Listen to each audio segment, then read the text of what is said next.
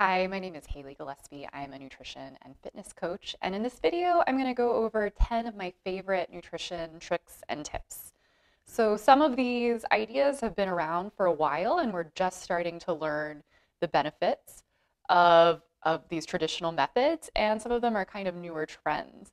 And I really hope that you'll enjoy the video and find a few things you'd like to try at home. I wanted to talk a little bit about bitter greens and herbs. And when I'm referring to these, what I'm usually going to be talking about are things like we've got some turnip greens or something like mustard greens, some arugula here, also things like kale, radicchio, endive that you might find at your market or your farmer's market. And then I've got a couple here, some dandelion greens, and even some watercress that I've got here at our farm, so you can do a little foraging when it comes to these greens. So traditionally, diets have included these for hundreds and thousands of years, especially prior to a meal or early in a meal. So every kind of diet from French to Asian cuisines have included these, but in our standard American diet, we've kind of forgotten about this practice. Now, part of the reason you might want to include these, especially early in your meal, is it really aids in preparing your body to digest fat. It helps produce some digestive juices, and it helps produce bile. So it's helping us to digest fat. It's helping us to get rid of excess cholesterol. Especially in our society, we have a lot of people with gallbladder issues, a lot of people also experimenting with higher fat diets, like ketogenic diets. So fat, properly digesting fat is going to be really important. The earlier your body can be signaled to start getting that process going in a meal, the better, especially with the speed at which some people consume a lot of their meals. So in addition to that, a lot of these bitter, peppery greens have some cancer protective properties and compounds as well. So they've got a host of benefits. And usually most people can find one they like. If you don't, like dandelion greens, for instance, can be really strong when they're older. So I definitely recommend a younger baby kind of green. So a lot of baby kale, for instance, going to have a milder flavor. If you don't really like them, you can try blending them into smoothies. I love watercress for that. And if you really just aren't into the greens, you can also get some similar benefits from things like vinegars or even digestive bitters, like the same kinds that you'd see at a bar used in cocktails. Just be careful with those if you're pregnant. But those can be another thing you can put a couple drops in water and take before a meal. Fermentation is not only a fun project to try at home, but it's also a great way to improve your gut health. So over the last year or so, a lot of people have gotten into making their own sourdough starters. Some people like to make their own yogurt.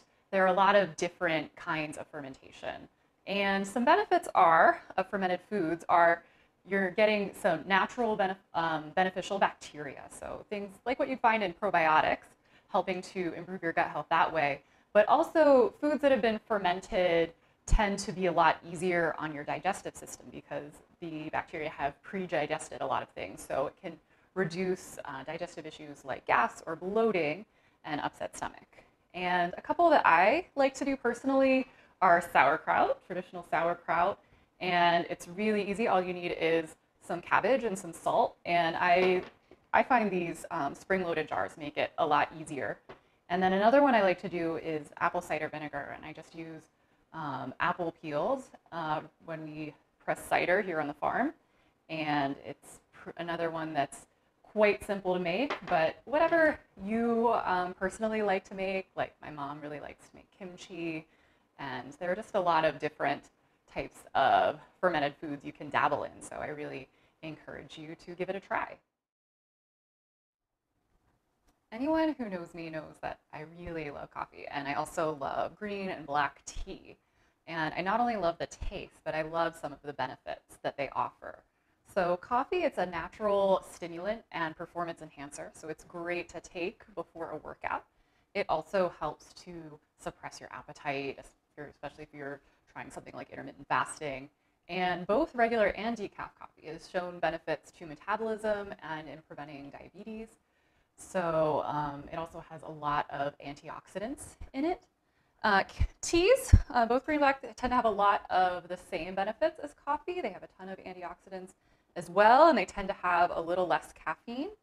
Green tea in particular is really high in antioxidants. And tea also has a compound called L-theanine, which can allow you to feel a little more calm, and it can be also great for focus and concentration.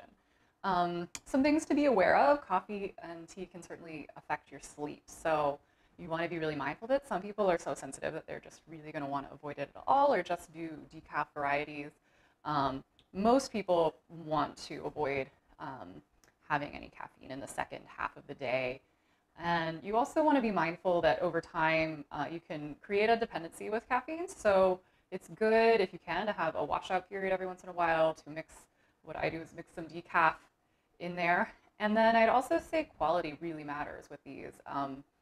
With coffee especially, it tends to have high amounts of pesticide use. So I always try to get organic, and you can also try to look for varieties that test for mold, because that can be really common in commercially available coffees.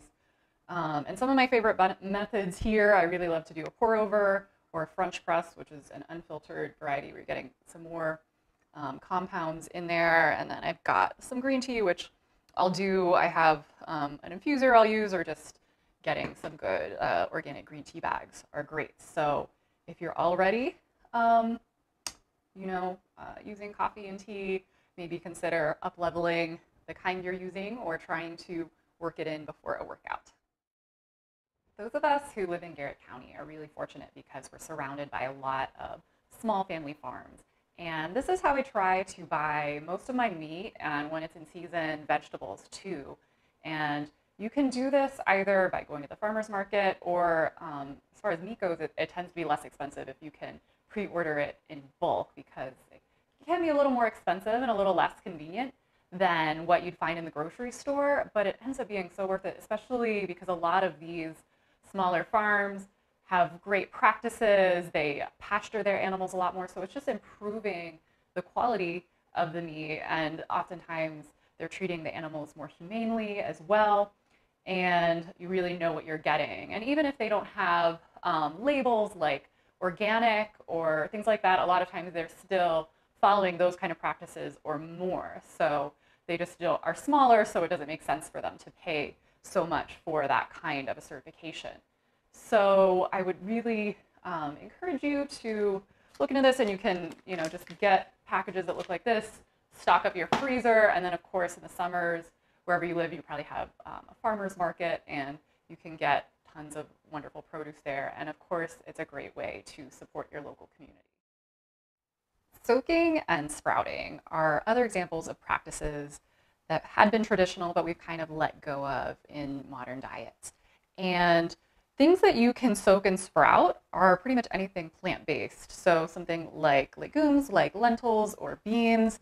You can do any kind of grain. So I have some rice here, but anything like steel-cut oats or spelt, wheat berries, things like that, and even nuts and seeds. So I have some almonds here. And the reason you might do this, it's going to make these things all a little more digestible, and it's going to make a lot of the nutrients more available to your body.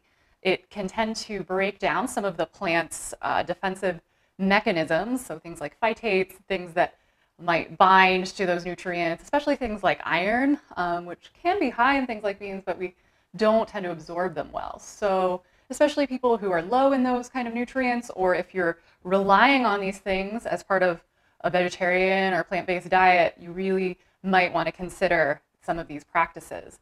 So you can soak them, these kind of things, for, as little as 24 hours, you're still getting some benefits, or you can soak it all the way for a few days until you start to see some sprouting occurring. So you're getting the most benefit when you do that. Make sure you're changing the water. You can also add a little bit of vinegar to help keep that clean.